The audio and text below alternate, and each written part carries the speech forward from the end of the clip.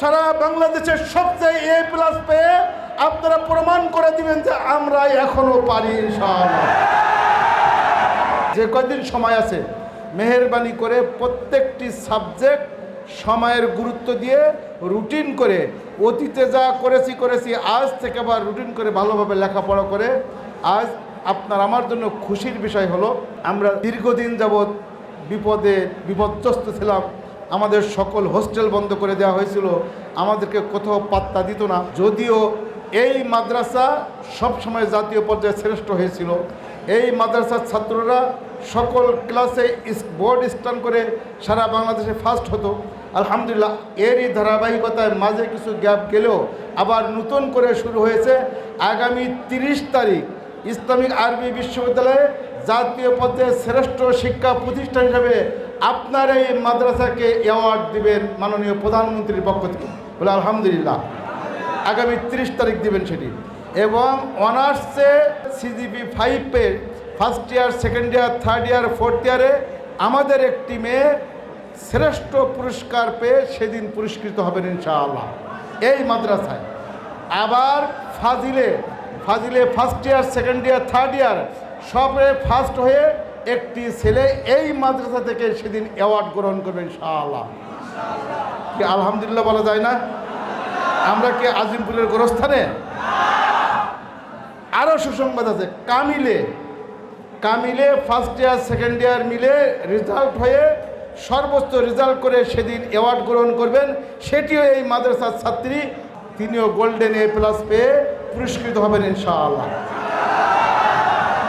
এই সুসংবাদ এজন্য শোনালাম, আপনারা যারা আছেন, আমি নিজের দিল থেকে এই উস্তাদদের মেহমানদের সামনে নিয়ে আপনাদের কাছে অনুরোধ করতে চাই, এই মাদ্রাসায় আপনারা এই বেশ সর্বোচ্চ রেজাল্ট করে সারা বাংলাদেশের সবচেয়ে এ প্লাস পেয়ে আপনারা প্রমাণ করে দিবেন যে আমরা এখনো পারি ইনশাআল্লাহ।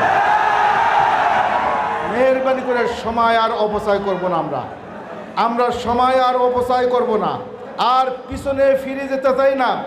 মোরা চলিব পিছনে ফেলে পচা অতীত, হীরা গোয়াছেড়ের রাজপথে গাইব গীত ইনশাআল্লাহ। আমরা আবার সবক পড় ফের সদাকতকা, আদালতকা, আমানতকা, সাজাআতকা, তুলে যা কর ফের দুনিয়া কা ইমামতকা। আমরা আবার সুন্দরভাবে নিজের জীবনকে, নিজের আমলকে, নিজের এখলাসকে, নিজের ইলমকে চমৎকারভাবে সাজাতে চাই। সব শেষে আল্লাহ তাআলার যে বাণী, আল্লাযী খলাকাল মাউতা ওয়াল হায়াতা লিয়াবলুয়াকুম আইয়ুকুম আহসানু আমালা। আমরা দুনিয়ার এই পরীক্ষার জন্য যত কষ্ট, যত পেরেশানি করছি, আল্লাহর কাছে আমরা সাহায্য চাই।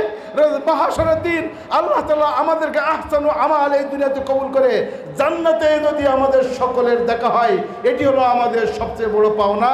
আমরা জানি এই পৃথিবীর সাময়িক সুখ শান্তির জন্য, পৃথিবীর রেজাল্টের জন্য প্রশ্ন আমরা জানি না কী হবে, উত্তর কী হবে জানি না, পরীক্ষার পাশ করার পরেও কী রেজাল্ট হবে তাও জানি না, রেজাল্টের পরে প্রতিদান কী হবে তাও জানি না, এরপরে এত কষ্ট করি। কিন্তু আল্লাহ তাআলা প্রশ্ন আউট করে দিয়েছেন, উত্তর আউট করে দিয়েছেন, প্রতিদান আউট করে দিয়েছেন। ফারিকুন ফিল জান্নাতি ওয়া ফারিকুন ফিস সাঈর। একদল জান্নাতে যাবে, আরেক দল দোজখে যাবে।